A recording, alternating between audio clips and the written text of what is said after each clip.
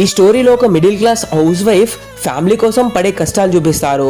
ఆమె భర్త జీవితం తక్కువ రావడం, పైగా వచ్చిన దాంట్లో ఎక్కువ భాగం తాగుడికే తగలేయడంతో ఇల్లు గడవడం కష్టంగా మారుతుంది. కూరగాయలు కూడా ఎక్కువ కొనలేక ఏదో ఉన్న దాంట్లోనే సర్దుకుంటూ వండుతుంది. కొడుకు కూరలో ముక్కలు తక్కువ ఉన్నాయని అడిగితే నచ్చజెప్పి తినిపిస్తుంది. భర్త ఇంకా చపాతీలు కావాలని అడిగితే తన కోసం ఉంచుకున్న లాస్ట్ చపాతీ కూడా ఆయనకే ఇచ్చేసి ఆ రాత్రి ఆకలితోనే పడుకుంటుంది. నెక్స్ట్ డే స్కూల్లో కొడుకు ఫ్రెండ్స్ అందరూ బిర్యానీలు వెరైటీ ఫుడ్స్ తెచ్చుకుంటే వీడి బాక్స్ లో కేవలం ఒక చపాతీ ఉల్లిపాయ మాత్రమే ఉంటాయి. దాంతో వాడు షేమ్గా ఫీల్ అయ్యి బాక్స్ మూసేస్తాడు.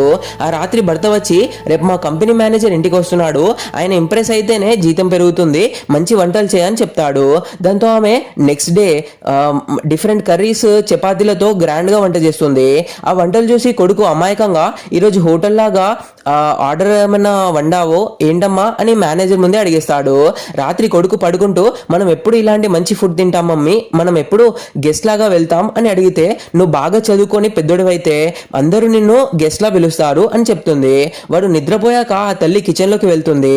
మేనేజర్ తిన్నాక మిగిలిన ఆ కూర చపాతీలు అక్కడే ఉంటే చాలా రోజుల తర్వాత కడుపు నిండా ఆ మంచి ఫుడ్ తిని మనసారా హ్యాపీగా ఫీల్ అవుతుంది.